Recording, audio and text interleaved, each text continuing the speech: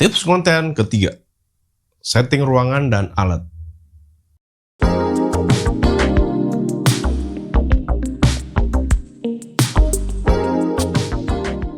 Sebelum mulai, minggu kemarin ada yang nanya, Pak, saya nggak punya kamera, bisa nggak pakai HP? Jawabannya bisa, banyak kok yang konten cuma pakai HP. Cuma kalau mau lebih proper, pakai kamera. Bisa disetting manual dan kapasitas penyimpanannya lebih banyak, nggak perlu sering-sering mindahin atau delete file. Soalnya, satu video pendek aja bisa ratusan mega sampai 1 gigaan. Jadi gue putuskan video direkam pakai kamera edit di laptop dan suara gue rekam dan edit di HP. Karena kamera gue nggak ada colokan audionya. Detailnya nanti gue jelasin di bagian keempat, tahap pasca produksi. Oke, setelah kemarin kita ngomongin alat, hari ini kita lanjutin urusan setting alat dan ruangan. Gini ya, syuting konten itu lamanya pas awal doang. Lu kudu trial and error, coba-coba terus. Karena posisi dan setelan semua alat itu saling berhubungan semuanya ya. Misalnya lu atur posisi dan settingan lampu. Rekam video, lihat hasilnya. Wah, masih hancur. Tanya temen, gue coba lagi, pindahin lampu, setel lagi, rekam. Masih jelek.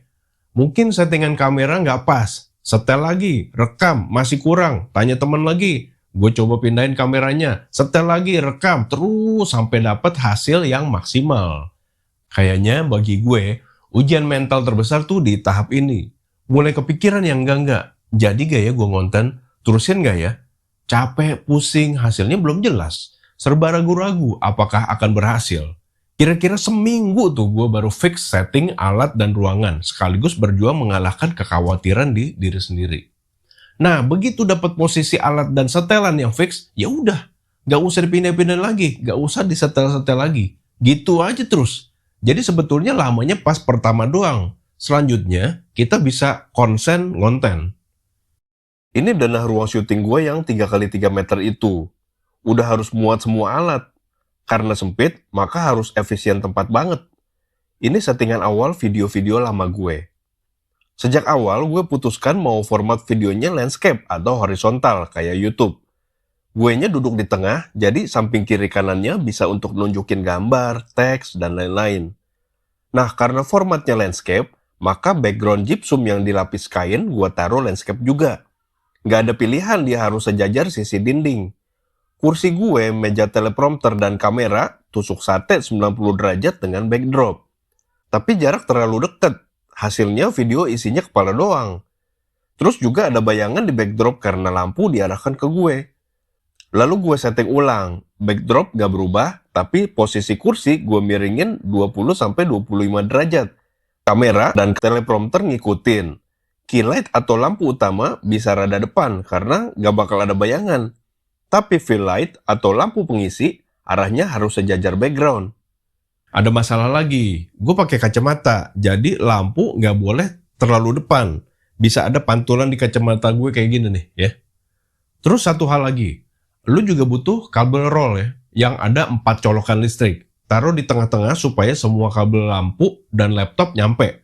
Untuk lampu fill-in TWS mah bisa pakai power bank karena ujungnya itu USB. Karena untuk YouTube dan background juga udah dipasang landscape, maka kamera gue pasang landscape juga.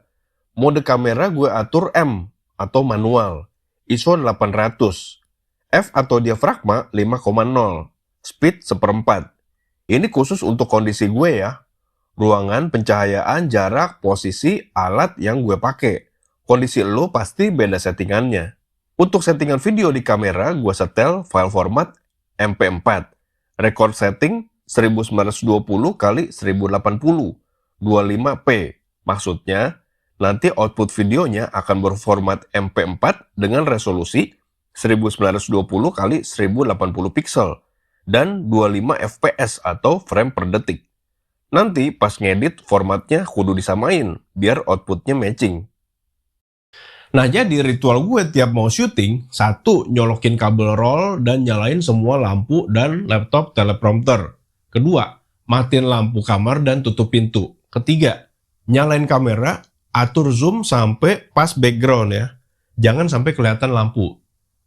4, tes rekam video. 5, pasang mic penerima di HP dan mic pengirim di leher baju. Keenam, nyalain app Dolby On. Ketujuh, and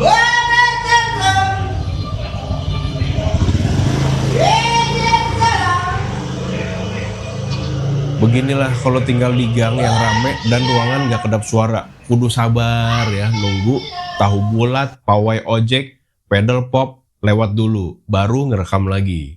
Oke, begitulah urusan setting alat dan ruangan. Minggu depan kita lanjutin dengan ngedit dan ngupload. Sampai jumpa.